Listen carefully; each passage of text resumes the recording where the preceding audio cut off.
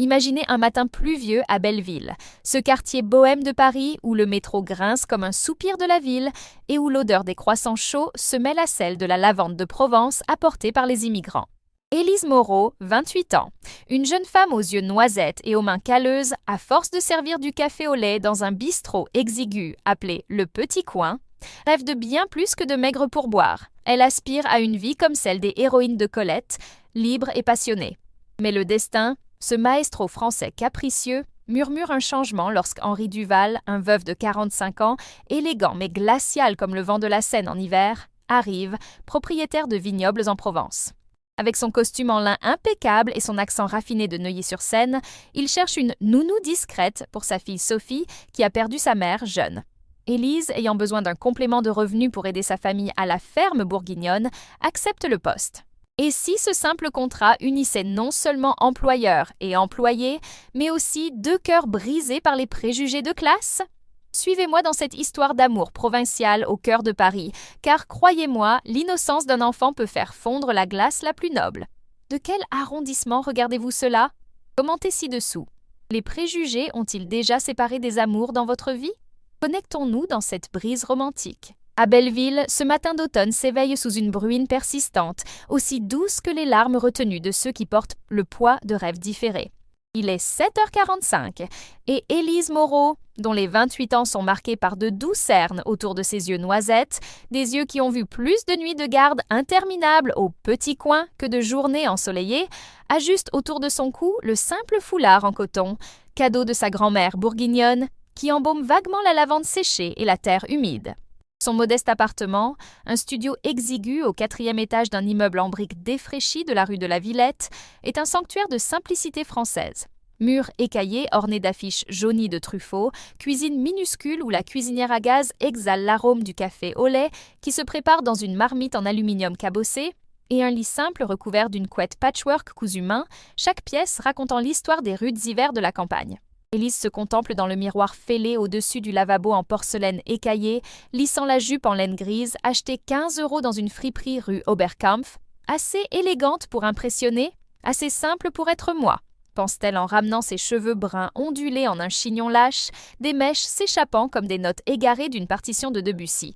L'annonce du Figaro, nounou expérimenté pour une enfant de 10 ans à Neuilly-sur-Seine. Salaire généreux, discrétion absolue, avait été un phare au milieu du brouillard financier. Sa mère malade en Bourgogne avait besoin de médicaments, son frère au chômage à Lyon lui envoyait des lettres de supplication. « Ce n'est qu'un travail », murmure-t-elle à son reflet, mais son cœur bat comme la ligne 2 du métro à l'heure de pointe, l'emportant à l'autre bout de la ville, de Belleville-la-Bohème avec ses marchés de falafels et ses graffitis d'artistes de rue, à Neuilly-l'élitiste, une enclave de banquiers et d'héritiers où l'air semble plus rare, parfumé au jasmin importé au lieu de pain frais. Elle descend l'escalier grinçant, la rampe en fer froide sous ses paumes calleuses, à force de servir des plats chauds et d'essuyer des tables collantes, et sort dans la rue où l'air humide embaume les feuilles mouillées et les croissants frais de la boulangerie voisine, au pain de la butte, dont les propriétaires, des immigrés algériens à l'accent chantant, lui font signe depuis l'entrée. « Bonne chance, Élise! Ne te laisse pas avaler par le métro aujourd'hui !» Le ticket de 2 € est dans la poche de sa veste imperméable, achetée en solde chez Monoprix, et elle monte dans le wagon bondé, adossé à la porte vitrée embuée, regardant le tunnel sombre avaler Paris comme une amante réticente. De Belleville à la Porte-Maillot, 40 minutes s'étirent comme un tango mélancolique. Les stations clignotent, Jaurès avec ses vendeurs de marrons chauds, Barbès-Rochechouart, résonnant du brouhaha des marchés africains, jusqu'à Neuilly où l'air change. Des arbres bordent un large boulevard tel des soldats, des immeubles de pierre claire aux guérites en fer forgé, gardés par des concierges en gants blancs, et le silence pesant de ceux qui peuvent s'offrir une intimité. Élise descend à la station Les Sablons, le vent du bois de Boulogne soufflant des feuilles dorées à ses pieds, et parcourt à pied les 2 pâtés de maison qui la séparent du 17, rue du Bois de Boulogne. Un hôtel particulier haussmannien de 3 étages, dont la façade en pierre calcaire beige scintille sous la bruine, les grilles noires du jardin ouvragé comme la dentelle d'une robe de bal, et une discrète plaque Duval en laiton poli à côté de la sonnette en porcelaine. Le portail s'ouvre dans un bourdonnement électrique et un majordome d'âge mûr, Monsieur Laurent, à la moustache impeccable et au frac amidonné comme tout droit sorti d'un film Chanel, l'accueille d'un hochement de tête formel. « Mademoiselle Moreau ? Monsieur Duval vous attend à la bibliothèque. Par ici, s'il vous plaît. Élise traverse le jardin soigné. Des rosiers de Damas taillés en sphères parfaites, une fontaine en marbre murmurant comme un secret aristocratique, le gravier crissant sous ses chaussures basses en simili-cuir, chaque pas résonnant comme une intrusion dans un territoire sacré. La porte d'entrée, en chêne massif sculpté de motifs de vignes et de raisins, héritage des vignobles provençaux de la famille Duval, s'ouvre sur un hall d'entrée époustouflant.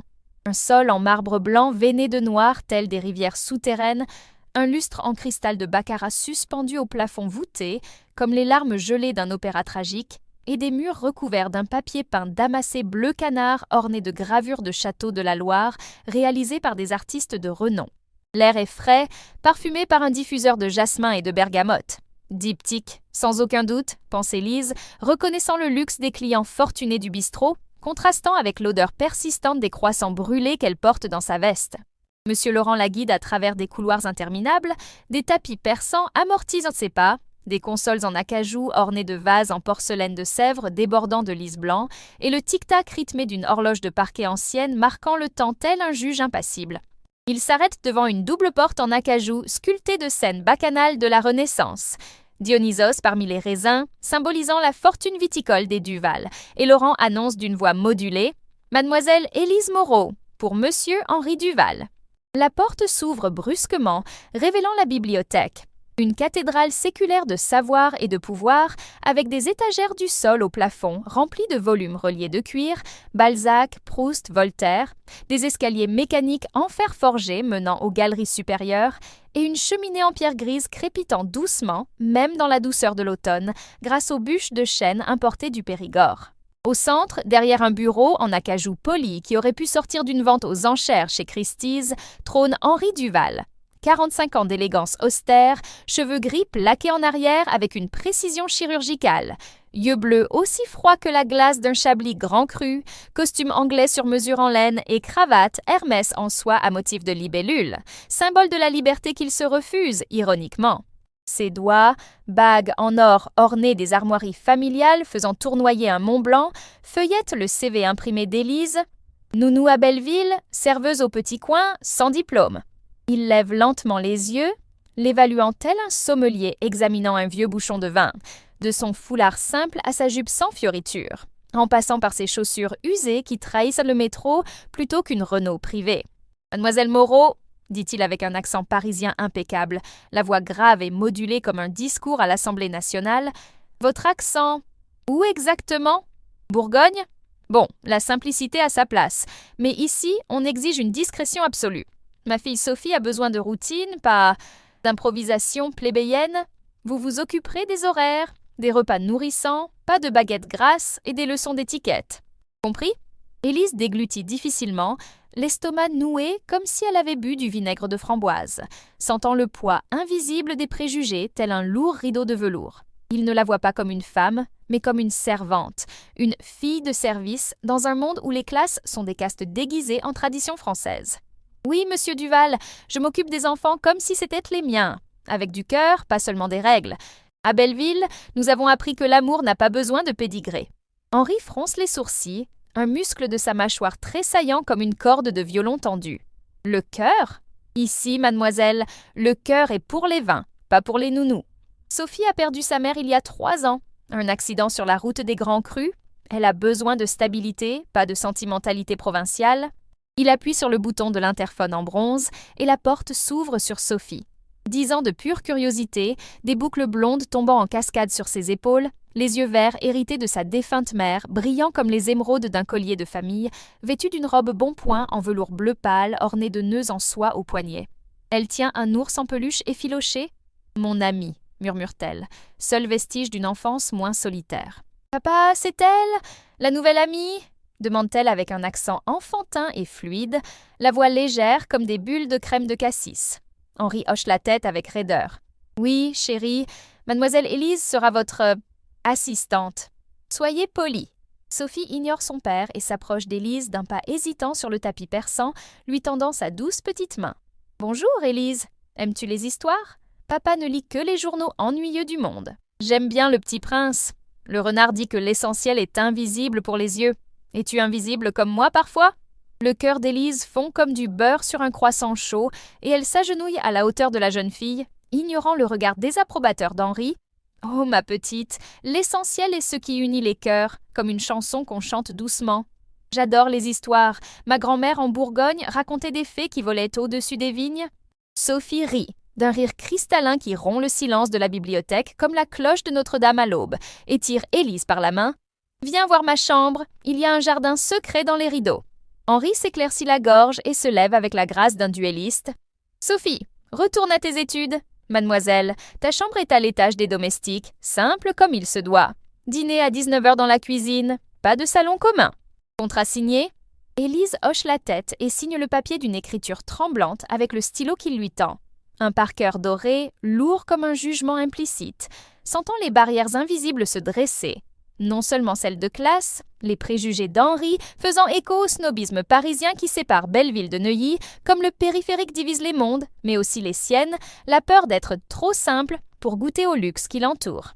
Sophie la traîne dans le couloir en murmurant « Ne fais pas attention à papa, il est comme un château avec des ponts-levis. Mais je vais baisser le mien pour toi. » Les premières heures passées dans le manoir se déroulent comme un menuet hésitant. Élise est conduite par Laurent à l'étage inférieur, un labyrinthe de logements fonctionnels pour le personnel.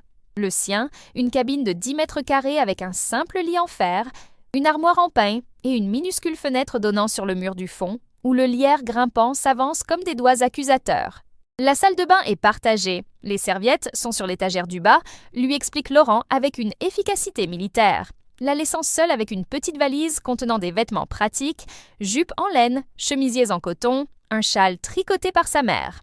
Élise déballe lentement ses affaires, pliant chaque article avec un soin rituel, le parfum de lavande de son écharpe se mêlant à l'odeur stérile de naphtaline du placard, et s'assoit sur le lit, qui grince comme un soupir de résignation. « C'est temporaire !» répète-t-elle comme un mantra, mais le miroir de la porte du placard reflète non seulement son visage las, mais aussi l'abîme, telle une paysanne de Daumier dans un salon versaillais.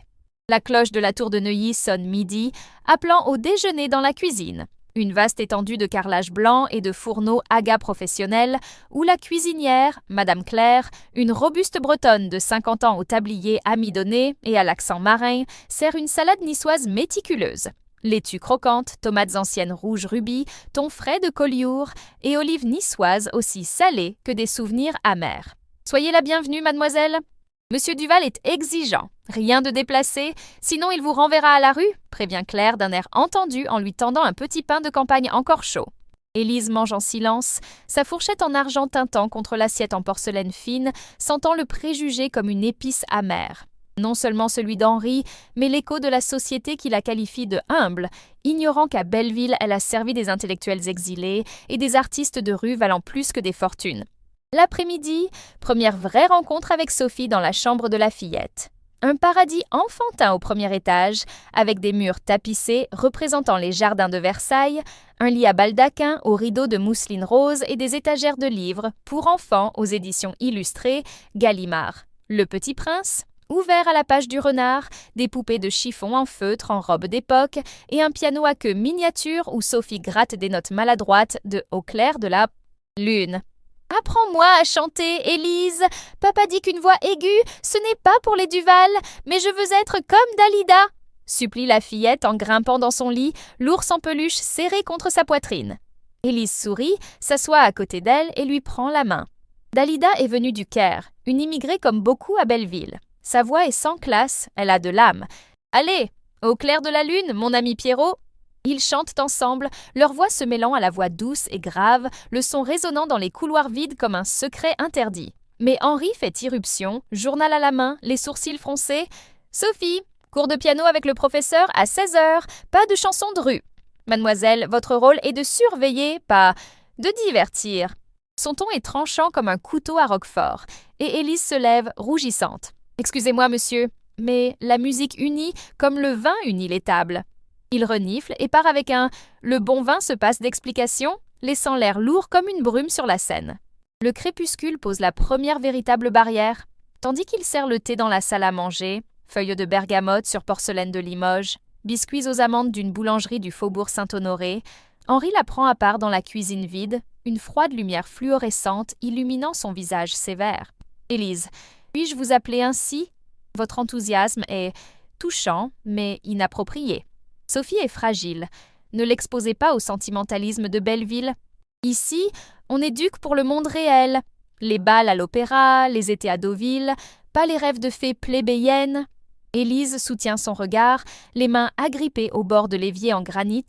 Le monde réel, monsieur, c'est ce qu'on construit avec le cœur, pas avec les héritages. Ma grand-mère en Bourgogne a tout perdu à la guerre, mais elle a tout reconstruit avec des histoires. Et regardez-moi, toujours debout. Henri hésite une seconde, une lueur de vulnérabilité dans le regard, en deuil de sa femme, Claire, héritière d'un château bordelais qu'il avait adouci avant l'accident. Mais les préjugés se durcissent comme une croûte de brie. Les histoires ne paient pas les factures, mademoiselle. Soyez reconnaissante pour votre salaire, et discrète. Il part, la laissant seule, la vapeur de la théière s'évaporant comme un espoir fugace. La nuit tombe, et Élise, allongée sur le lit étroit, écoute le tic-tac lointain de l'horloge du manoir, tel un cœur mécanique traçant les barrières sur le plafond fissuré. Ses préjugés, un mur de noble fierté, les siens, un voile d'insécurité provinciale. Mais dans la chambre du dessus, Sophie murmure à son ours en peluche « Élise restera, mon amie. Elle est comme maman, invisible, mais essentielle. Les barrières sont invisibles, certes, mais fragiles comme le verre de Murano, prêtes à se briser au moindre contact d'une main douce. » Dans le silence du manoir endormi, Élise rêve de Provence, champ de lavande pourpre sous le Mistral, où les cours se fondent dans le rosé partagé, se réveillant à l'aube avec une détermination nouvelle. Les barrières sont hautes, mais elle détient la clé, le cœur de Sophie, qui commence déjà à baisser les ponts-levis. Le lendemain apportera davantage, mais pour l'instant, son arrivée est scellée. Une intruse dans le luxe, une lumière dans le froid, prête au subtil choc des préjugés français. Le premier week-end d'Élise à l'hôtel particulier de Neuilly s'ouvre sous une lumière automnale diffuse, filtrant à travers les rideaux de mousseline des appartements des domestiques. Elle est réveillée par le son lointain d'une cloche, non pas celle de Notre-Dame, mais celle d'une église paroissiale de Neuilly appelant à la messe à laquelle Henri Duval assiste plus par tradition que par foi. Il est 6h30 et l'air est encore imprégné de la fraîcheur humide de la bruine du soir. Mais Sophie frappe déjà à la porte de ses petits poings, sa voix excitée résonnant comme les cloches d'un carrousel des Tuileries. « Élise, réveille-toi, réveille-toi! Papa dit qu'on va en Provence aujourd'hui. Les vignes nous appellent. J'ai préparé le panier pique-nique. » Élise s'allonge sur le lit étroit, la couette patchwork de sa grand-mère glissant sur le linoléum froid, et ouvre la porte avec un bâillement déguisé en sourire. La petite fille, en pyjama de coton à imprimer de Marguerite, tient un panier en osier tressé, un héritage de la grand-mère maternelle de Sophie, brodé de fils de soie au ton lavande et or, débordant de baguettes croustillantes de la boulangerie du coin, de fromage de chèvre frais enveloppé dans des feuilles de vigne et de pommes rouges d'un verger de Normandie que Laurent avait cueilli la veille. « Regarde, Élise, j'ai mis des tomates du marché, comme tu disais le faire à Belleville, avec du basilic du balcon. Papa a râlé, mais j'ai insisté. Pas de foie gras raffiné aujourd'hui. » Élise rit, d'un rire léger comme des bulles dans un kir royal, et s'agenouille pour enlacer la petite fille. « Ma petite Sophie, tu es une petite révolution.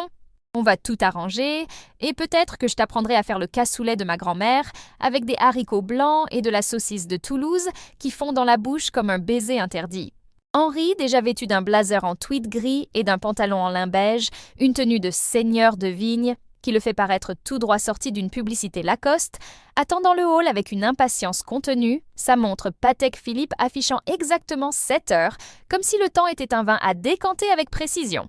Sophie, n'en fais pas trop avec le panier. La route de Provence est longue, et Monsieur Laurent conduit prudemment. Élise, place-toi à l'arrière avec elle. Je m'occupe de la navigation. Son ton est formel, mais il y a une subtile fêlure.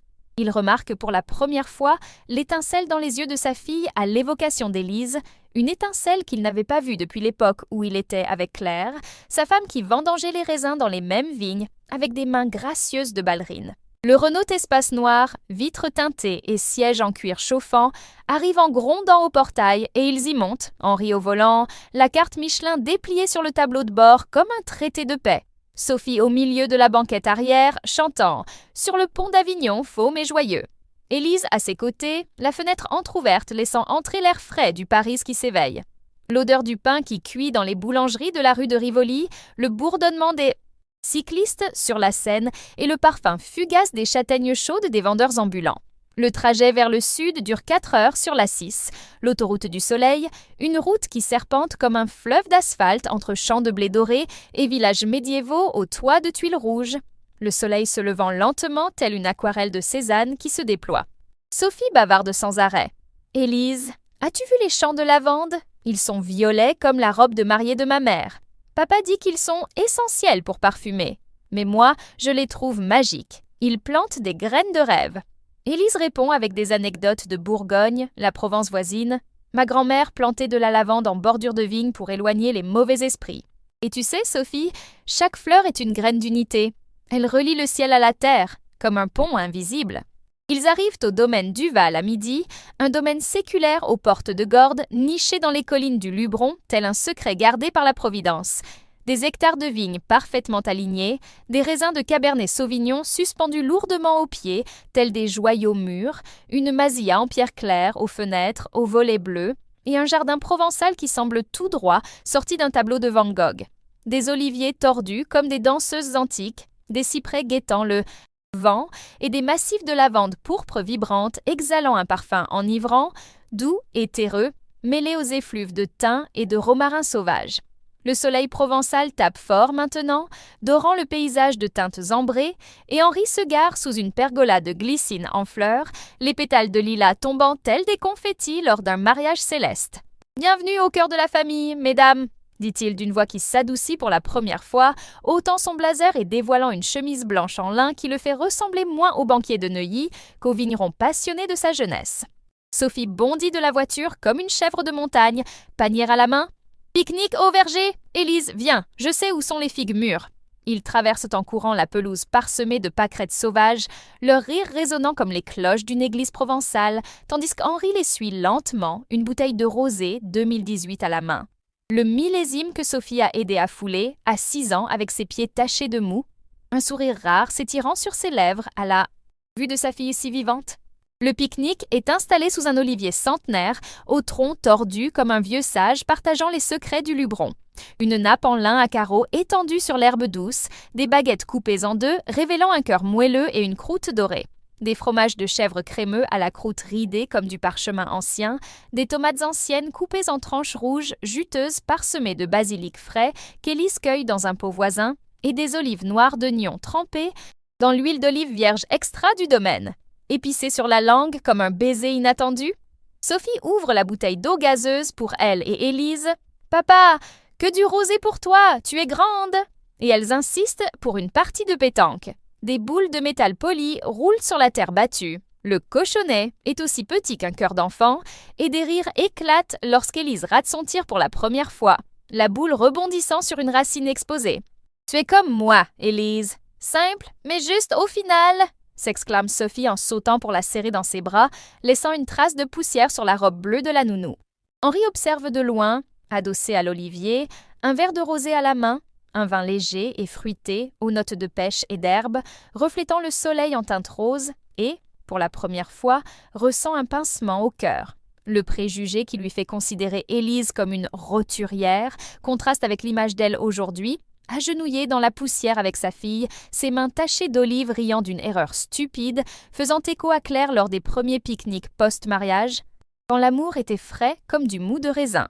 La magie de Sophie s'intensifie cet après-midi-là, lorsque la petite fille les entraîne toutes deux au jardin d'herbes aromatiques, un labyrinthe enchanté derrière la massia, entouré de murs de pierres sèches où les abeilles bourdonnent au rythme du Mistral et où les massifs foisonnants de lavande, de thym, de sauge et de romarin exhalent un parfum aussi enivrant qu'une liqueur d'anis. « Plantons des graines !» déclare Sophie en sortant une petite pochette en velours brodé, les graines magiques de grand-mère Claire qu'elle gardait pour les jours de solitude, et en tendant à Élise une poignée de minuscules graines de lavande. « Tu en plantes une pour papa et moi, pour unir nos cœurs. Papa dit toujours que la lavande éloigne le mauvais œil, mais moi, je crois qu'elle attire le bien. » Élise hésite, regardant Henri, les bras croisés, l'air d'un noble scepticisme. « Les graines ne lient rien, chérie. Elles sont pour le parfum, pas pour les sortilèges de Belleville. » Mais Sophie insiste, ses yeux verts implorants comme ceux d'un chaton errant de Montmartre. « S'il te plaît, papa, Élise, enterre-le avec nous. Dis une chanson en même temps. À contre-cœur, Henri s'agenouilla dans la terre meuble, les manches de sa chemise retroussées pour révéler les avant-bras robustes de celui qui vendange depuis des générations et creuse un trou peu profond avec ses mains, les ongles maculés d'humus noir comme la peinture d'un tableau de Cézanne. Élise se joint au cœur, la poignée de graines froides dans sa paume comme de fragiles promesses. Et tandis qu'elle les recouvre de terre douce, elle chante doucement La Môme, sa voix douce et rauque comme Édith Piaf à son apogée. Ses yeux qui me font tomber, un rire qui se perd dans sa bouche. Sophie se joint au cœur, sa petite main dans celle d'Élise, et Henri, contre toute attente, murmure les mots, sa voix grave et hésitante comme un vin rouge qui se décante pour la première fois, le soleil illuminant ses cheveux gris comme un halo réticent. Au crépuscule, le jardin se pare d'ambre et de violet. Le soleil se couche derrière les collines de Gordes telle une aquarelle fondante, et Sophie déclare le pique-nique officiel. Il s'allonge sur la couverture, la tête posée sur des coussins en lin, grignote des figues mûres cueillies par Sophie sur un arbre bas, leur pulpe sucrée et collante dégoulinant sur leur menton comme du miel provençal, et la jeune fille commence le jeu des graines. Chacun plante un bon souvenir dans la terre de lavande. Élise, allongée sur le côté, le menton dans la main, contemple l'horizon où les vignes se perdent dans une brume violette. Ma graine vient de Bourgogne, un soir de vendange où ma grand-mère m'a appris à danser la bourrée au son de l'accordéon, simple mais pleine de joie de vivre comme une baguette fraîchement sortie du four. Sophie applaudit de ses mains tachées de figues. « Allez, papa !» Henri hésite, les yeux levés vers le ciel qui s'assombrit d'étoiles. Précoce, la voix basse comme un confessionnal à Lourdes. « Ma graine est... » Le jour où j'ai récolté la première récolte avec Claire, ici même, pieds nus dans la terre, riant comme des fous. J'étais libre avant le poids du nom du Val. Le silence s'installe, seulement troublé par le bourdonnement des grillons et le bruissement des feuilles. Et Sophie, les yeux brillants de larmes non pleurées, leur tend les mains. Ma graine est aujourd'hui, vous plantez avec moi. Cela unit les cœurs, comme le petit prince et la rose.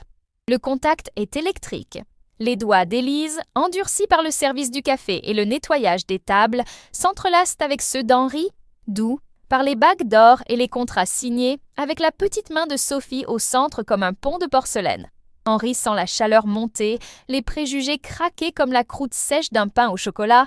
Peut-être que les graines unissent plus que je ne le pensais. Élise sourit, le cœur battant comme le TGV pour la Provence. En France, monsieur, l'amour est comme la lavande. Il pousse dans une terre pauvre, mais parfume tout. La nuit les surprend, le mistral souffle frais, emportant le parfum du jasmin nocturne des buissons voisins, et Sophie s'endort sur les genoux d'Élise, son ours en peluche, mon ami, serré contre sa poitrine, rêvant de fée lavande. Henri, pour une fois, ne grogne pas à la vue de sa fille gâtée. Au contraire, il les couvre de son blazer, assis à côté d'elle sur l'herbe humide. Elle sourit davantage depuis votre arrivée. Merci, Élise. J'ai sous-estimé la simplicité. La conversation coule comme le rosé restant dans la bouteille. Il raconte la perte de Claire, l'accident sur la route sinueuse de Beaune, trop de pluie et de vin, un chagrin qui lui a glacé le cœur comme le givre dans les vignes. Et elle partage Belleville, le bistrot où il sert des intellectuels exilés qui débattent de Sartre autour de croissants, prouvant que la classe sociale est une illusion, comme la fumée des Gauloises. Le clair de lune argente le jardin, transformant les rangées de lavande en une mer ondulante, et pendant un instant, les barrières invisibles tremblent. Les préjugés d'Henri, forgés dans les couloirs de l'Opéra Garnier où les roturiers sont des plaisanteries, cèdent au charme de Sophie qui plante non seulement des graines, mais des ponts, unissant l'humble sol d'Élise à sa noble fierté, comme la Seine unit les rives opposées dans une danse éternelle. À l'aube, tandis que le soleil rose se lève sur les collines, Sophie se réveille et déclare que les graines ont germé. Voyez-vous, il y a déjà de petites pousses vertes, des cœurs unis. Elles rentrent à Paris dans la voiture silencieuse mais transformée. Henri conduisant lentement, Élise et Sophie chantant doucement à l'arrière, les préjugés non éteints, mais semés de doutes, prêts à germer en quelque chose de plus doux qu'un vin de Provence. La magie de Sophie n'est pas un sortilège. C'est l'innocence qui sème là où l'orgueil échoue.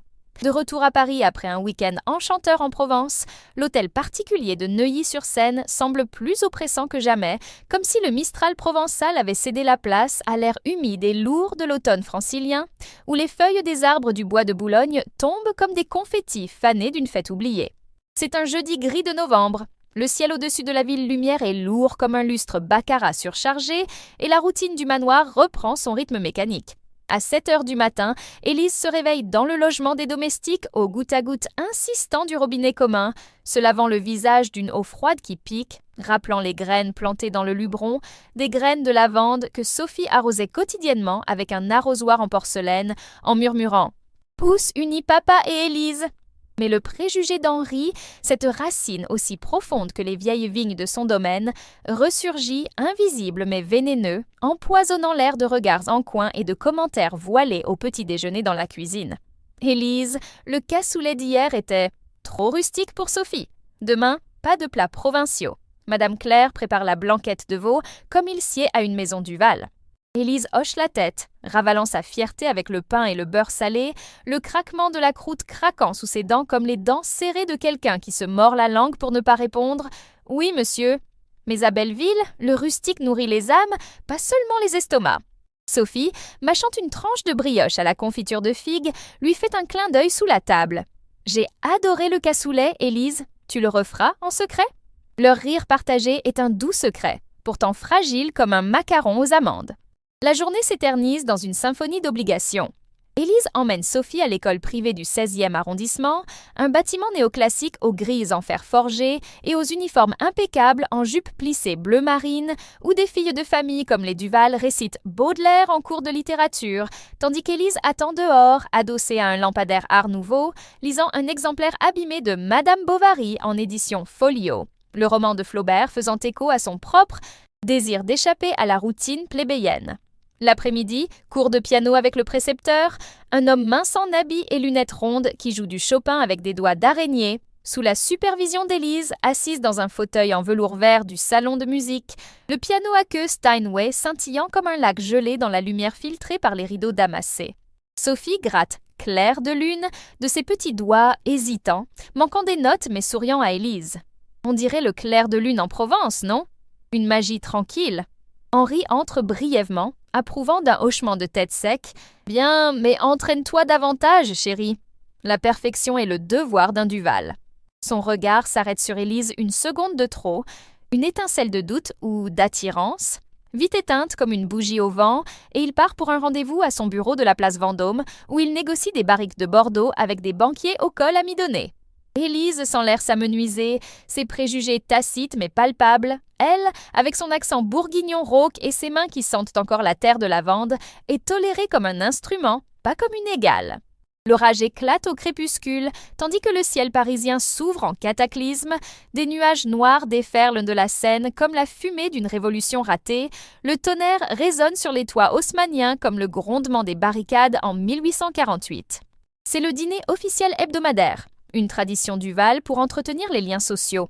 La table en acajou de la salle à manger est dressée avec une nappe en lin damassé, des couverts en argent gravés du blason des raisins entrelacés et un lustre en cristal de Waterford est suspendu au plafond voûté, projetant des prismes de lumière sur des verres en cristal Château Lafite Rothschild.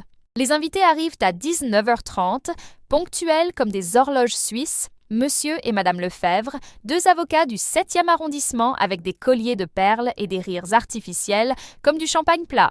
Le banquier Monsieur Bertrand avec un monocle en or et un monologue sur le marché du vin de 1929. Et la veuve Madame de la Tour, une dame de Versailles à l'éventail d'ivoire, à l'affût des nouvelles de la maison du Val. Henri, hôte impeccable en habit noir et cravate blanche, lève son verre pour trinquer. À la France éternelle, terre, vin et tradition qui unissent les générations, Élise, invisible comme les ombres sur les plaintes, sert le menu méticuleux préparé par Madame Claire. Une entrée d'escargot au beurre d'ail et persil frais, un plat principal de coq au vin cuisiné au pinot noir de Bourgogne, ironie cruelle, le vin de sa terre servant ses préjugés, et un dessert de crème brûlée à la croûte caramélisée qui craque comme une fissure dans une façade. Elle se déplace avec une grâce experte, un tablier blanc amidonné sur sa simple robe noire, remplissant les verres de la carafe en argent, le liquide rubis coulant comme le sang d'une vieille blessure. Le conflit éclate à 20h45, au plus fort de la conversation, surbat la décadence de la bourgeoisie parisienne. Monsieur Bertrand fait des gestes de fourchette, des gouttes de sauce giclant comme des éclaboussures méprisantes.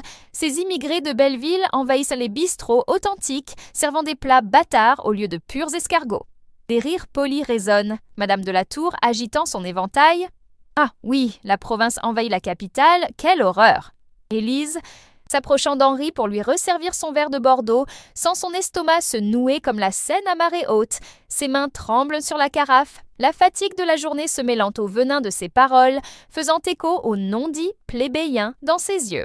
La carafe glisse d'1 millimètre sur la soucoupe humide et une flûte en cristal de baccarat bascule.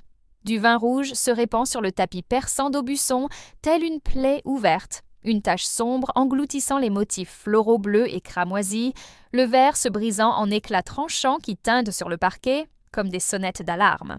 La pièce se fige, fourchette suspendue, rire s'éteignant dans des gorges sèches, regard tourné vers Élise tels des projecteurs lors d'une exécution publique. Henri se lève lentement, le visage rougissant sous la lumière du lustre comme une tomate ancienne trop mûre, la voix glaciale et tranchante comme une lame de guillotine. « Mademoiselle Moreau ! Incroyable! Vous vous prenez pour un bistrot de Belleville où l'on verse le vin comme de l'eau de Seine. Cette tapisserie vient d'Istanbul au XVIIe siècle. Elle coûte plus cher que toute une vie en pourboire. » Les convives murmurent « Quelle impolitesse! Imprudente provinciale !» Madame Lefebvre se couvre la bouche de la serviette de lin et Élise sent le monde se rétrécir. Les genoux qui fléchissent comme les jambes d'un vieux pont sous le poids du métro, les larmes qui lui piquent les yeux mais contenues comme un fleuve endigué, les mains qui tremblent en ramassant les tessons avec un chiffon, les fines entailles qui s'ouvrent dans la paume comme les lignes d'un destin tracé. Sophie, assise à côté de son père, sa robe de velours froissée par la tension, éclate en sanglots hystériques, les plats s'entrechoquant sur la table. « Papa, arrête! Élise ne l'a pas fait exprès, elle est gentille, comme maman. C'est toi l'idiote, la bigote qui brise les cœurs au lieu de verre. Je déteste tes dîners raffinés. » La pièce sombre dans un chaos silencieux. Les invités se regardent avec gêne. Henri se fige, le poing serré sur la table, les veines saillantes comme les racines d'une vigne enragée. « Sophie Duval, reprends-toi, c'est inadmissible !» grogne-t-il, mais sa fille s'enfuit de table en sanglotant dans l'escalier, laissant derrière elle l'ours en peluche, mon ami, gisant par terre comme un soldat vaincu. Élise, le cœur brisé comme du cristal, laisse tomber le torchon et regarde Henri pour la première fois, le feu dans ses yeux noisettes. « Monsieur Duval, je ne sers pas seulement du vin, mais aussi de la dignité. Si ma simplicité tache votre tapis perçant, je le nettoierai, mais pas mon orgueil. Je démissionne. » Sophie mérite mieux que ce poison de classe. Elle sort de la cuisine latérale, tablier arraché comme une vieille peau, enfilant son imperméable par-dessus sa robe trempée de larmes non pleurées, et traverse le jardin sous l'orage qui fait rage. Une pluie torrentielle fouette les rosiers taillés comme les larmes d'une déesse vengeresse. Le tonnerre illumine le bois de Boulogne d'éclairs blancs, tels les fantômes d'amants éconduits. La grille se referme derrière elle dans un dernier fracas, et Élise se dirige vers le métro. La Seine gonflée au loin, grondant comme un amant trahi, les ponts, comme celui des Invalides, se brouillant dans une brume de chagrin. La promenade sur l'avenue de Neuilly est une épreuve humide. Un parapluie oublié dans l'hôtel particulier, l'eau imbibant sa jupe jusqu'aux genoux, les cheveux collés à son visage comme les fils d'un réseau de préjugés. Elle passe devant des bistrots lumineux où des couples rient sous des auvents rayés, où les verres trinquent pour trinquer à l'amour sans barrière, et Élise sent l'abîme. De Belleville, où les préjugés sont le bruit de la rue et la solidarité des voisins partageant un pain au chocolat, à Neuilly, où c'est un silence perçant de regard à en juger par les coutures d'une robe.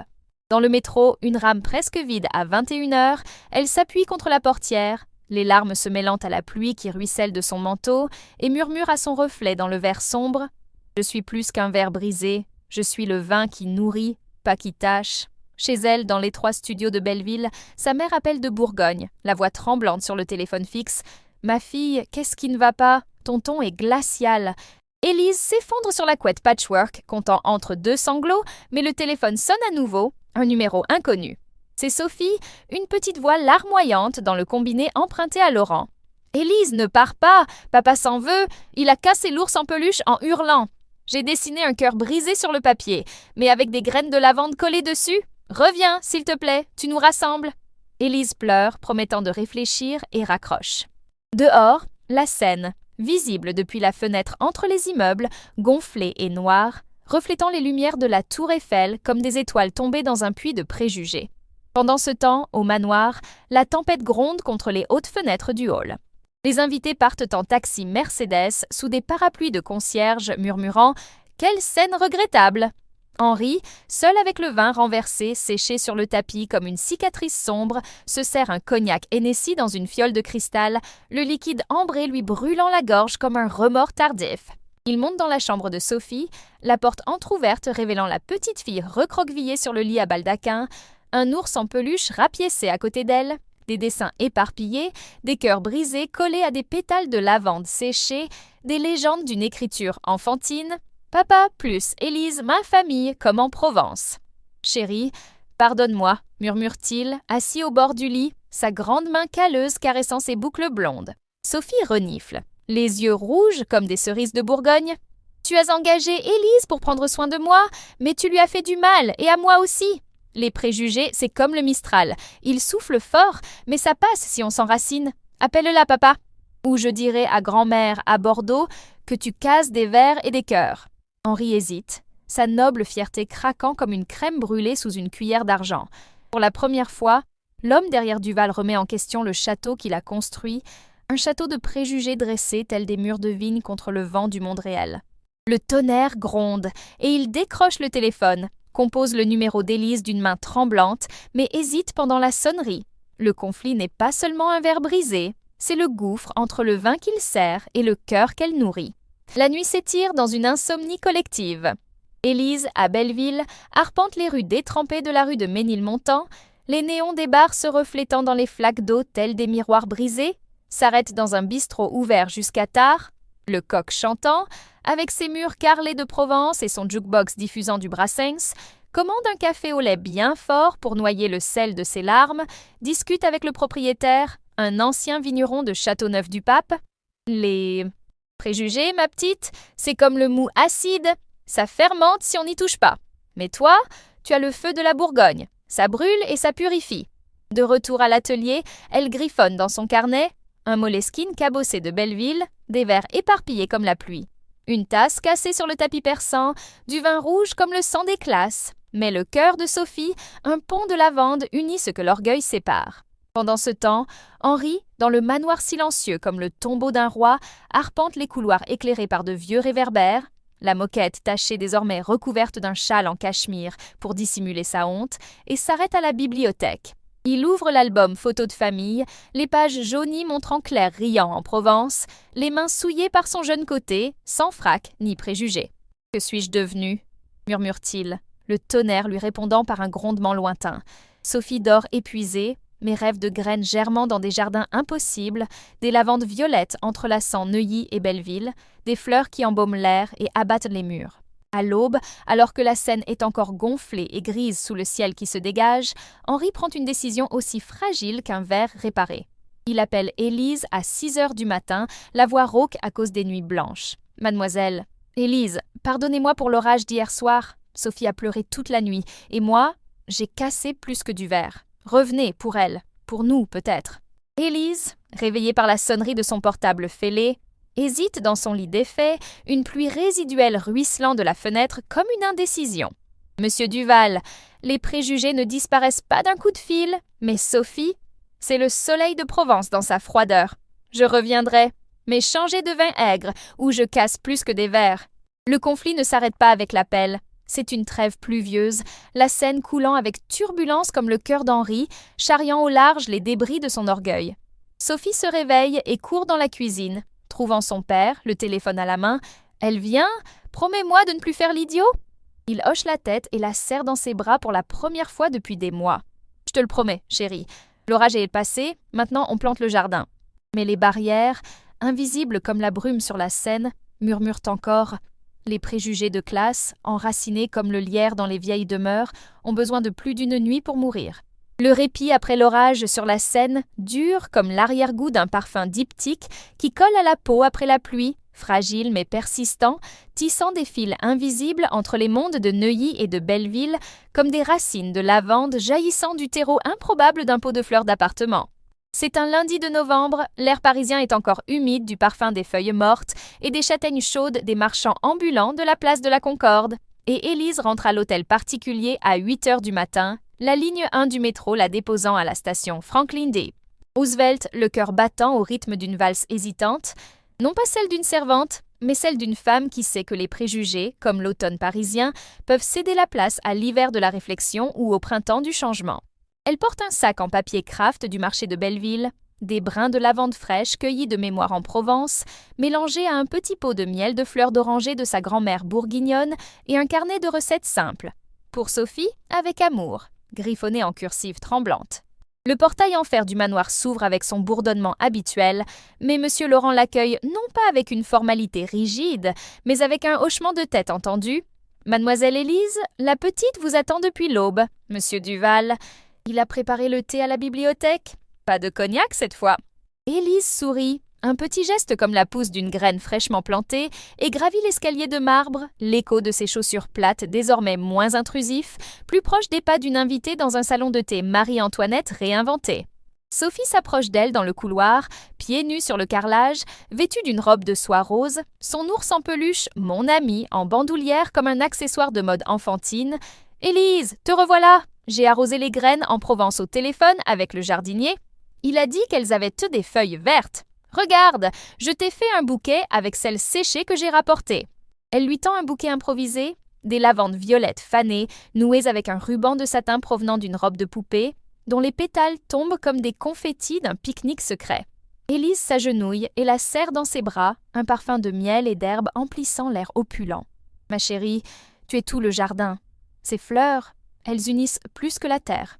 Elles unissent les cœurs que le vent a tenté de déchirer. » La petite fille tend la main vers la bibliothèque et murmure « Papa est aussi nerveux qu'un chat sur les toits de Montmartre. Il a lu mon dessin toute la nuit, le cœur à la lavande.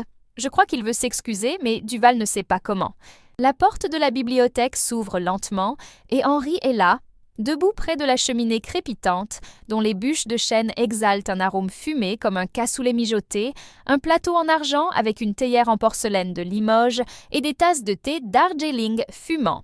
Des feuilles indiennes importées de Marseille, une subtile ironie pour un homme de tradition provençale. Sans son habit de soirée, dans une chemise en lin blanc déboutonnée au col, il ressemble moins au patriarche Duval qu'au fragile vigneron provençal. Yeux bleus adoucis par l'insomnie, cheveux gris légèrement ébouriffés comme ébouriffés par le vent de la Seine. « Élise, entrez, le thé est prêt. Pas de verres en cristal aujourd'hui, veuillez vous asseoir. » Le ton est grave, mais sans la froideur d'antan, comme un vin rouge décanté pour la première fois, révélant des notes de cerises et d'épices cachées. Ils sont assis dans des fauteuils en cuir vert foncé, près de la fenêtre donnant sur le jardin détrempé, la pluie résiduelle ruisselant des rosiers taillés comme des larmes d'orage tardif, et Henri verse le thé d'une main tremblante. Non pas de faiblesse, mais de sincérité brute, la vapeur s'élevant comme la fumée d'une trève fumée dans une pipe en merisier. « J'ai été idiote, Élise. La tasse n'était pas le problème, c'était moi, avec ma fierté de château de la Loire, qui pensait que la classe sociale définit la valeur comme le millésime définit le vin.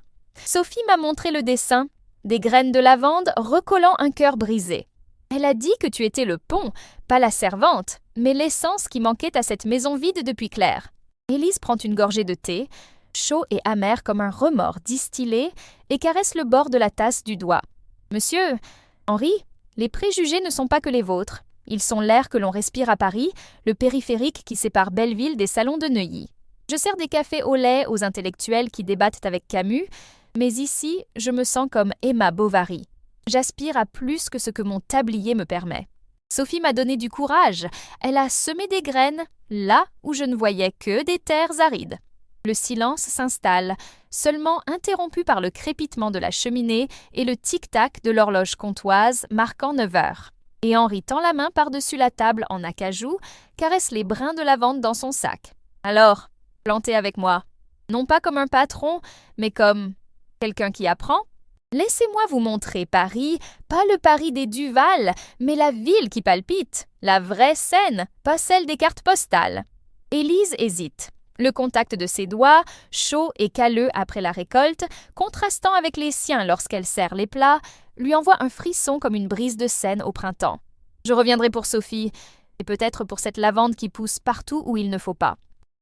L'union improbable s'épanouit les jours suivants comme des pots de lavande à Belleville. Sophie, la jeune chef d'orchestre, orchestre des rencontres accidentelles avec la ruse d'une Amélie Poulain miniature. Le mardi, après l'école, elle oublie son carnet de croquis sur un banc du Jardin du Luxembourg, oasis urbaine du 6e arrondissement, avec ses statues de reines médiévales voilées de feuilles d'automne et ses pelouses parsemées de couples lisant Victor Hugo sous des arbres centenaires. « Papa, on va le chercher! Élise, viens, je t'ai dessiné en fée lavande! » Henri, réticent mais porté par l'étincelle dans les yeux de sa fille, descend la rue de Vaugirard au volant de sa Renault, s'arrêtant près de l'entrée est où les marchands ambulants proposent des crêpes Suzette au Nutella et où les couples se promènent, baguettes chaudes sous le bras. Ils trouvent Élise sur le banc de pierre sous la statue de Marie de Médicis, jambes croisées, sa jupe grise légèrement remontée, son carnet ouvert sur les genoux, tandis qu'elle griffonne des vers inspirés des fleurs du mal de Baudelaire. Des fleurs de lavande dans le béton parfument les préjugés comme du vin aigre. Sophie court vers elle en lui serrant les jambes. « Tu es là! Regarde! Papa a apporté des macarons de chez Ladurée, ceux à la framboise, pour adoucir la journée. » Henri s'approche, les mains dans les poches de son manteau de laine gris, et lui tend la boîte colorée d'un geste de la main. La paix de la Provence en forme de bonbons. Sophie a insisté. Elle a dit que les macarons unissent plus que les discours. Élise accepte, croquant dans la croûte croustillante qui révèle la douce garniture rose comme un baiser d'automne, et elle s'assoit sur le banc, Sophie au milieu, tel un pont vivant, bavardant sur Le Petit Prince sur l'astéroïde B612, où les roses poussent sans jardin sophistiqué. Le jardin du Luxembourg devient le théâtre d'une floraison. Des feuilles dorées tombent comme des pétales d'une romance naissante, des enfants ramant dans de petites barques sur le bassin central, criant dans un français mêlé d'italien touristique, et l'air embaumé de châtaignes grillées d'un vendeur ambulant avec une charrette en fer. Sophie commence le jeu des fleurs. Chacun jette un pétale dans le bassin et fait un vœu secret. Elle lance la première, une feuille de platane rouge flottant comme un bateau en papier. Je souhaite que papa et Élise dansent comme au Moulin Rouge. Un rire s'échappe d'Henri, sincère et rauque comme celui d'un bistrot de Montparnasse. Sophie Duval, tu es incorrigible. Mon vœu est que les graines de Provence germent d'ici, dans le béton de Paris. Élise jette un pétale de lavande séché de son sac, flottant lentement comme un secret murmuré. Mon vœu était que les préjugés deviennent de l'engrais, fertile pour quelque chose de nouveau, comme une vigne dans un sol pauvre. Leurs regards se croisent au-dessus de la tête de Sophie. La sienne, bleue, intense comme le ciel de Provence. Le sien est noisette, chaud comme la terre de Bourgogne, et l'air entre eux vibre comme une corde de guitare accordée pour la première fois, un frôlement accidentel de main alors qu'il lance le pétale suivant, envoyant des étincelles voler comme des feux d'artifice au-dessus de la Seine le 14 juillet. Peu à peu, les rencontres se multiplient comme des fleurs en pot. Mercredi, Sophie exige une visite au marché de la rue Claire, dans le 7e arrondissement, le ventre de Paris de Zola revisité, avec ses étals de camembert crémeux aux arômes de Normandie, ses poissons frais scintillant comme des joyaux de la Seine et ses fleuristes proposant des bouquets de pâquerettes mêlés à de la lavande importée du Luberon. Papa, Élise choisit ses tomates comme personne, pas celles parfaites du supermarché, mais celles de la ferme, tordues et pleines d'âme. Henri, portant le panier en osier tel un écuyer réticent, les suit à travers les étals, son manteau de laine effleurant celui d'Élise par à-coups. « J'achète toujours chez Fauchon, place de la Madeleine, du luxe en boîte. » Mais ces tomates ont l'air vivantes, comme des raisins sur la vigne. Élise rit, sélectionnant des fruits rouges irréguliers d'une main experte. À Belleville, le marché est chaotique. Les Algériens crient « Tomates du désert !» Les Vietnamiens vendent des herbes qui soignent le mal du pays. Ici, rue Claire, c'est le même esprit, mais avec plus de roquefort. Elle déguste des huîtres fraîches auprès d'un vendeur en tablier de toile, la mer salée sur leur langue se mêlant au rire citronné de Sophie. C'est comme embrasser la mer. Papa, toi et Élise goûtez ensemble. Henri hésite, mettant la coquille à Élise, ses doigts effleurant les siens dans un contact électrique comme une étincelle dans une cave humide, son regard s'attardant à l'union improbable. Comme un Bourgogne dans un verre de Neuilly, le baiser de l'huître est une métaphore. Salé par les préjugés du passé, doux par le possible. Jeudi, la magie opère au manoir. Sophie invoque une soirée provençale dans le salon. Rideau tiré pour simuler un crépuscule provençal, bougies en cire d'abeille vacillant dans des candélabres en argent et Élise cuisinant avec Madame Claire qui rit désormais au lieu de grogner. Votre ratatouille, mademoiselle, a le feu de la campagne, meilleur que ma bouillabaisse bretonne. Elles servent le plat fumant, aubergines et courgettes disposées en couches colorées, assaisonnées, d'ail et de thym frais, dont l'arôme embaume la maison comme celui d'une lavande en fleurs, et Sophie entraîne Henri à la table basse sur le tapis persan, désormais débarrassé de la tache de vin. Pas de couvert raffiné aujourd'hui, mangez avec les mains comme de joyeux paysans. Henri, les manches retroussées révélant ses avant-bras bronzés par les étés dans le Luberon, y plonge sa fourchette avec une certaine réticence, mais la saveur explose. C'est authentique, comme le raisin foulé au pied dans la cave de mon grand-père. Sale, mais vivant. La conversation coule comme le rosé qu'il débouche. Millésime 2015, léger et floral, Élise racontant les fêtes des vendanges en Bourgogne avec des quadrilles au son de l'accordéon, Henri confessant son premier pique-nique avec Claire à Gordes, les mains souillées de terre, riant pour un rien, devant le poids du nom Duval. Sophie, entre eux sur le canapé de velours, s'endort, la tête sur les genoux d'Élise, son ours en peluche sur ceux d'Henri. Bonne nuit, famille Lavande. Le silence après le dîner est intime. Henri et Élise, seuls à la lueur des bougies, lui traçant un pétale séché sur son bras. « Tu as planté des fleurs là où j'ai vu des mauvaises herbes. Merci d'être revenu. » Le toucher devient une caresse. Les regards s'entrelacent comme des vignes et le premier baiser émerge avec hésitation comme un bouton de lavande, doux, parfumé, brisant le dernier mur de préjugés avec le goût de la ratatouille et de la rédemption. Les week-ends suivants, l'épanouissement s'étend. Balade le long du canal Saint-Martin à Belleville, où Élise emmène Henri et Sophie dans des bistrots cachés comme chez Gladines, aux murs carrelés de carreaux basques et aux cassoulets fumants servis dans des plats en faïence, le vin rouge de Madiran ruisselant comme des rivières de conversation. Henri goûtant la simple et confessant « J'ai jugé au bouchon, pas au goût ». Sophie, véritable pont vivant, dessine des cartes de trésors unis.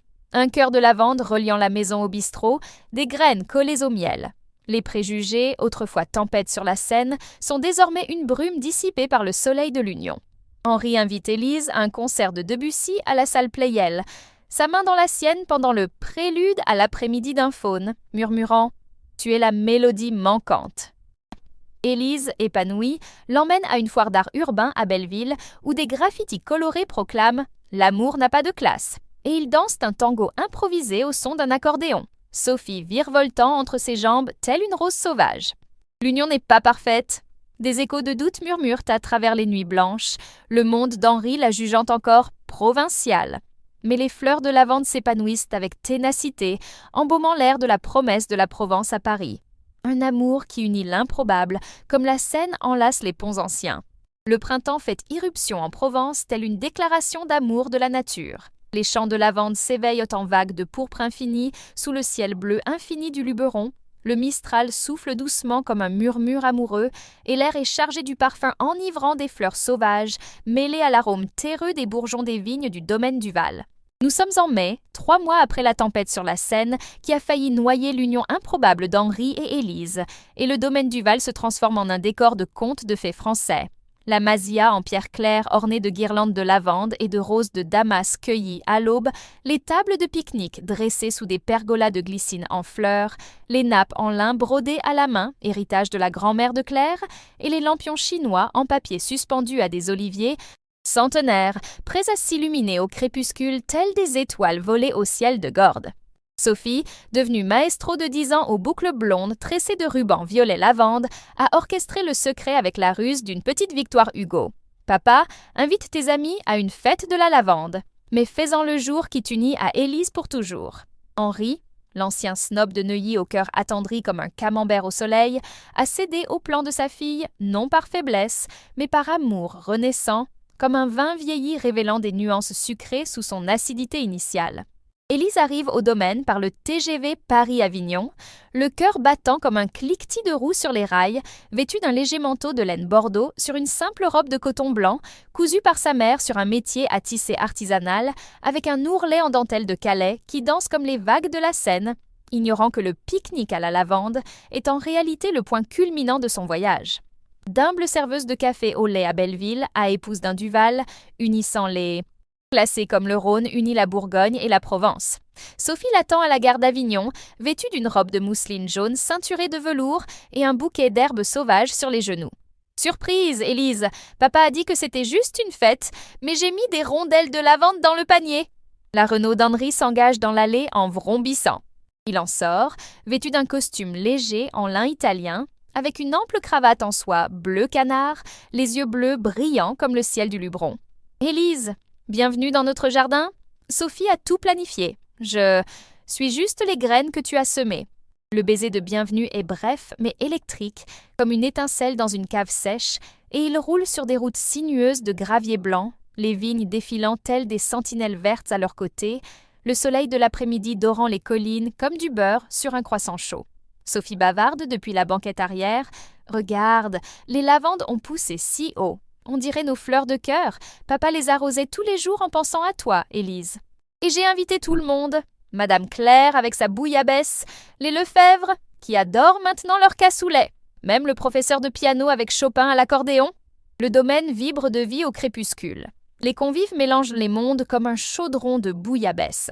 Des snobs de Neuilly, en robe Chanel et tailleurs Armani, riant maintenant avec les voisins d'Élise de Belleville, des immigrés marocains savourant des tagines d'agneau et des poètes des rues récitant « Rimbaud entre deux gorgées de rosé du Val 2022 », frais et minéral comme le Mistral qu'il a façonné. Les tables basses disséminées sur la pelouse parsemée de pâquerettes sauvages regorgent de délices provençaux réinventés. La ratatouille d'Élise côtoie les escargots de Madame Claire, les fromages de chèvre frais au miel de fleurs d'oranger de son sac, les demi-baguettes croustillantes accompagnées de pâté de campagne maison, et les verres de rosé frais reflétant le soleil couchant dans des teintes de pêche mûre. Un groupe aixois, accordéon rauque, violon dansant et guitare nylon, joue La Javanaise de Gainsbourg, les pieds battant au rythme comme des raisins foulés à la cave. Et Sophie virevolte parmi les invités, tel un papillon lavande, distribuant des bouquets. Unissons les cœurs, comme papa et Élise. Henri, nerveux comme un jeune marié, prend la main d'Élise sous la pergola, ses doigts entrelacés avec la fermeté de quelqu'un qui cueille du raisin mûr. Tu as changé cette terre et cet homme. Tes préjugés à ça. Prêt pour un rappel? Élise, le cœur battant comme le TGV dans un virage, hoche la tête. Oui, Henri. Les graines de Sophie fleurissent, maintenant on récolte ensemble. Le point culminant éclate au crépuscule, alors que le soleil se couche derrière les collines de Gordes dans un éclat d'orange et de violet, teintant les champs de lavande d'une mer ondulante telle la cape d'une déesse de gala. Sophie grimpe sur une boîte à pique-nique en bois au milieu de la pelouse. Micro de karaoké improvisé à la main. « Mon secret !» crie-t-elle, et annonce d'une voix tremblante mais triomphante. « Amis, famille, cette fête de la lavande n'est pas seulement pour les fleurs, elle est pour unir deux cœurs que les préjugés ont séparés. Papa, Élise, mariez-vous maintenant sous les oliviers de grand-mère Claire. Je suis la demoiselle d'honneur et les graines prouvent que c'est le destin. » L'air se fige dans une extase jubilatoire. Les invités halètent, Madame Lefebvre agite son éventail, les larmes aux yeux, le banquier Bertrand lève un verre de rosé en guise de bénédiction profane, et Madame Claire frappe des mains d'une voix rauque. Ah, la Provence, terre de miracles et d'amour volés. Henri, les yeux humides comme la rosée sur des pétales de lavande, prend la main d'Élise et l'entraîne vers l'autel improvisé, une arche d'olivier centenaire entrelacée de guirlandes de lavande et de roses, le sol recouvert de pétales violets, tel un tapis de fées. Élise Moreau, de Belleville et de Bourgogne, tu es entrée dans ma vie comme une brise provinciale dans un salon étouffant. Moi, un fou de Neuilly, j'ai vu des verres brisés là où il y avait autrefois du vin vivant. Tu m'as appris que l'amour n'a pas de classe. Il a une âme, comme une chanson murmurée sur la Seine. Veux-tu m'épouser? Laisse-moi récolter cette moisson éternelle avec toi. Élise, les larmes dessinant des rides salées sur son visage illuminé par le soleil couchant, lui esquisse un trait du pouce.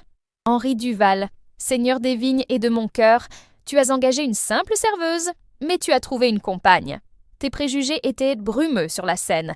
Je les ai dissipés avec les graines de Sophie. Maintenant, je me marie. Que notre amour fleurisse comme la lavande du Luberon, parfumant tout Paris. Le baiser de scellement est une pure catharsis. Des lèvres se rencontrent sous l'arche des oliviers, douces comme du miel de fleurs d'oranger et salées comme des larmes de rédemption, le monde autour d'eux explosant d'applaudissements tel un feu d'artifice du 14 juillet. Les verres trinquent, l'orchestre accélère au rythme de La vie en rose avec un accordéon frénétique, et Sophie jette des pétales de lavande comme des confettis en criant « Maintenant, nous sommes une famille, unie par les préjugés qui ont perdu !» Les invités se mêlent dans une danse collective. Les snobs de Neuilly valsent avec les bohèmes de Belleville au son des violons et des rires. Les assiettes de ratatouille passent de main en main comme des symboles d'unité, et le rosé coule comme des rivières de joie. La cuvée spéciale d'Henri, étiquetée « L'union improbable », récoltée dans la rangée où ils ont planté les graines. Madame Claire sert le gâteau de mariage improvisé, une tarte tropézienne géante, une pâtisserie légère garnie de crème diplomatique et de fleurs d'oranger, dont la croûte dorée crépite comme une barrière qui se brise. Et Henri coupe la première part avec Élise, les mains jointes sur un couteau en argent. Du simple à l'éternel, comme nous. Sophie, portant de fines bagues en argent gravées de feuilles de lavande, un bouton pour chacune, dit la joaillière de Gordes, déclare « Je vous ai réunis parce que le cœur ne demande pas de pédigré, il bat juste à l'unisson. Maintenant, dansez comme en Provence. » Le couple virevolte sur la pelouse au clair de lune naissant, le mistral soufflant des pétales autour d'eux tel un voile de mariés vivants, le baiser se répétant en murmure « Mon amour de Belle-Évigna à l'éternité ». La nuit se prolonge en un festin sensoriel, feu de joie crépitant dans les jardins, guimauve provençale grillée sur des branches d'olivier, anecdotes échangées en cercle, assis dans l'herbe. Henri confesse que le dîner de verre brisé est « l'erreur qui a sauvé mon âme ». Élise partage des soirées bistrot où elle a servi des amours impossibles et Sophie récite un poème pour enfants. La lavande unit ce que le vent sépare, les préjugés deviennent pétales, l'amour devient éternel. Les invités dansent jusqu'à l'aube, le rosé cédant la place au café au lait fumant au lever du soleil, baignant le domaine d'or liquide, les lavandes en pleine floraison, témoins mauves du miracle. Henri et Élise s'échappent vers le verger de figuier, assis sous un arbre centenaire aux fruits mûrs dégoulinant de douceur. Sophie nous a réunis, mais nous nous sommes choisis l'un l'autre, de classes sociales différentes à une famille tissée de lavande. Le baiser sous les feuilles est le saut final, doux comme une figue mûre, et le couple retourne à la fête, les mains entrelacées, Sophie courant devant. Maintenant, lune de miel en Bourgogne. Le point culminant n'est pas seulement le mariage, c'est la renaissance de la France. Les préjugés dissous comme le sucre dans l'absinthe, laissant place à la louche verte de la rédemption, où la simplicité et la noblesse dansent ensemble sous le soleil de Provence. À l'aube, tandis que le soleil teinte le luberon de rose et d'or, les invités partent en voiture, bouquets de lavande au tableau de bord, murmurant « C'est l'amour français, improbable, mais éternel ». Henri, Élise et Sophie restent au domaine, plantant une nouvelle rangée de lavandes, graines de l'avenir, les mains jointes dans la terre fertile. D'un mariage à celui-ci, le destin plante mieux que nous. Un mariage en Provence n'est pas une fin. C'est la pousse qui mène à l'harmonie parfaite, comme la Seine mène à la mer. Ainsi, d'un simple contrat dans un bistrot de Belleville, naît une symphonie d'amour en Provence. Henri et Élise construisent une vie hybride, lui délaissant les salons froids pour des pique-niques chaleureux. Elle apportant la chaleur provinciale à l'hôtel particulier de Neuilly, avec Sophie comme éternelle chef d'orchestre, enseignant que les préjugés ne sont qu'une fausse note dans une mélodie plus vaste. Cette histoire évoque l'esprit français, cet esprit qui transforme les divisions en danse, tels des couples virevoltants, place du Tertre sous le regard des peintres de Montmartre. Merci d'avoir dansé avec moi dans ce voyage romantique à travers la ville lumière. Si cela vous a touché comme un baiser volé sur les bords de Seine, vous avez illuminé ma journée. Laissez un commentaire à cœur ouvert. Quels préjugés briseriez-vous par amour à la française? Aimez si cela vous faisait rêver de Provence et abonnez-vous à la chaîne pour plus d'histoires qui coulent comme du vin rouge. Peut-être que la prochaine ne sera pas inspirée par votre propre Sophie. Partagez ceci avec quelqu'un qui a besoin d'un bol d'air frais aujourd'hui. En attendant le prochain Oui du destin, chéris ton cœur comme un trésor du Louvre. Bisous de Paris.